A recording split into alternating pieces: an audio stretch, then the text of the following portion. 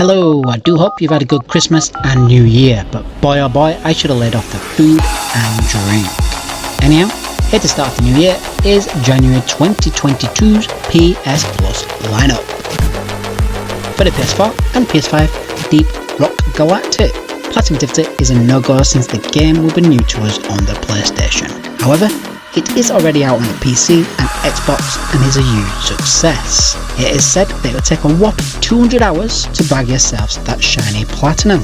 Deep Rock Galactic is a 4-player co-op shooter about dwarfs and what they do best: mining, drinking and blasting aliens across diverse underground levels with an assortment of explosives and other heavy weaponry that will get your beard twitching before you have even strapped on your helmet. Of course, if you have no beard, bob on by to our new website and you can buy an elasticated one. Nudge nudge, wink wink. I'm joking, we don't really sell beards, but do take a look anyway. Rumours say that Deep Rock Galactic really does beautifully deliver. The game puts you in the employment of a rather funny, corrupt space mining collective of the same name, and it doesn't really care if you or your dwarf buddies survive your next dip into a fully deformable, cavenless depths of planet Hoxus or not, as long as they can turn a profit. The game's humour is somewhat similar to the Fallout series or Outer Worlds. Once you leave that drop pod, you'll not only struggle to see and realise that your headlamp is utter shite and highlights only in front of your face. The management and using a limited supply of flares will be at hand, but you'll soon come across some freaky insectoid enemies, both large and small, who really don't appreciate all the noise and chaos you're kicking up whilst mining away. Blasting away these creepy crawly hordes is so much fun and keeps your adrenaline pumping between the waves, and also gives you enough space for an actual breather in between. Think of the film Alien and how it creates the suspense and build-up. It's very similar. In the game, we have 4 choices of class. The heavily armed gunner, who has a zipline launcher and can create a reusable cable bridge. The engineer, who can place powerful turrets and help to protect and blast away the enemy, and can also spawn climbable platforms to help get around larger arenas. Or the nimble scout has the best mobility due to the grappling gun he has. Deep Rock Galactic's progression system is big. It allows you to customise your dwarf both mechanically and visually. Starting off as a clean-shaven newbie, you soon have to earn and grow that big bushy beard, and a selection of other cosmetics options too. Throughout the game, you'll earn perk points by completing in-game achievements like killing a certain amount of a certain type of alien bug. These perk points can be spent on upgrades for your dwarven character. To round off the game, maxing out your class allows you to promote them into a prestige system. This resets your level to level 0 and keeps everything that you've already unlocked.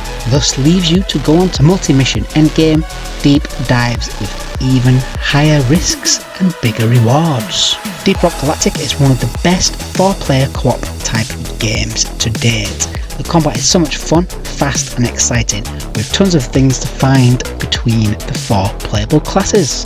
The missions and objectives are wide-ranging, which will keep you interested.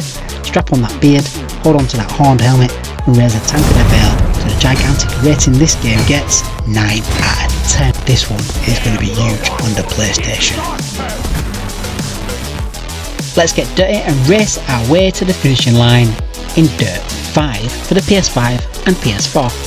AbsinthTears have 4 out of 10, 150 plus hours. All trophies, apart from one, can be obtained within 15 hours.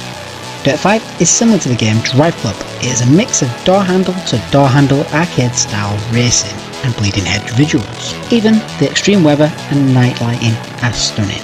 Codemasters have kind of taken slices of their other games and whipped it into Dirt 5. And you'll see what I mean.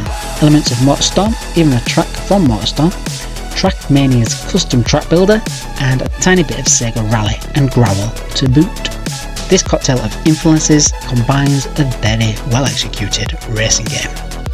Dirt 4, however, was built upon a game that I actually really enjoyed, which was Onrush. However, Dirt 5 feels nothing like that at all. It's completely ditched the arcade sim feel for a simple, single, easy to grasp driving model that isn't difficult to handle or master. Dirt 5 offers a career mode, but each event does seem a little similar and kind of merges all into one. One event, called Pathfinder, is a handful of hill climbing time attack courses, climbing up the steepest and narrowest of tracks. However, not much finesse is needed. Ice racing on the other hand is really good fun for car control and of course drifting. Dirt 5, as mentioned earlier, does come with a track editor called Playgrounds. I may be showing my age here, but for those of you that remember the 1990 cult classic on the Commodore Amiga or early PCs called Stunts or Stunt Driver, I spent my youth in this game, and Playgrounds is a modern day version of it.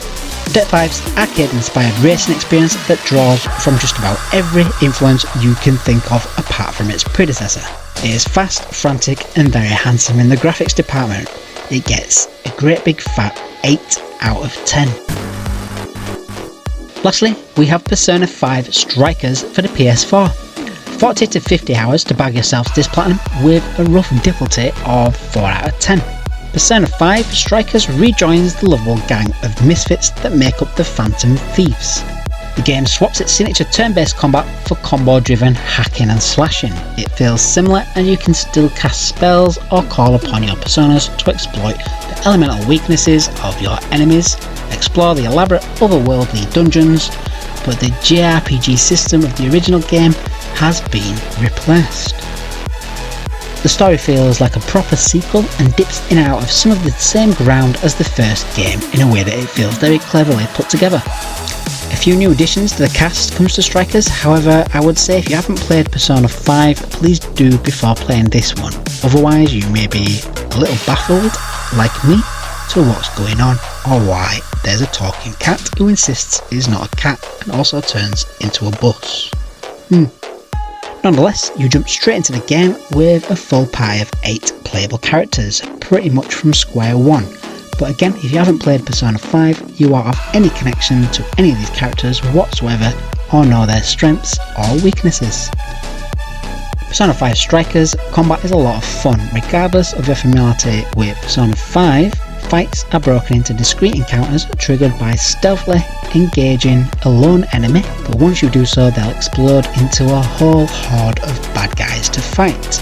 The battle mechanics are not too deep but not too shallow either. You build a party of 4 characters and swap between them on the fly while the AI takes control of the other 3. Fights do feel a little samey as time goes on. Stagger this enemy, unleash a follow-up attack from another character to finish him off. Persona 5 Strikers' main story is every bit the direct sequel to Persona 5 that it seems. Its structure is far more closer to JRPGs like Kingdom Hearts, but the varied playstyles of each character and the story that pulls them along makes the fairly simple act of hacking through shadows enjoyable, and Persona 5 Strikers gets a unique big fat 8 out of 10 as well. Okay, so all 3 PlayStation games will be available from PS Plus on Tuesday the 4th of January 2022. As always, make sure to bag yourselves December's PS Plus lineup before the 4th of January, or at least add them to your PlayStation library so you can collect and play them whenever you like. Godfall, PS5, Mortel Shell, and LEGO DC Supervillains, PS4. All games will be available until 1 minute to midnight on the 3rd of January, so don't miss out. Don't forget to show your support by slapping that thumbs up button, subscribing, hitting that bell icon, having a peek at the new website I've been working on, staying posted and sharing across social media, as this really does help me and the channel move forward. Please, I need your support. I'm Bill from AbsinthTears Gaming, and you'll definitely find me mining away in my fake beard in Deep Rock Galactic this month. See you in the next one.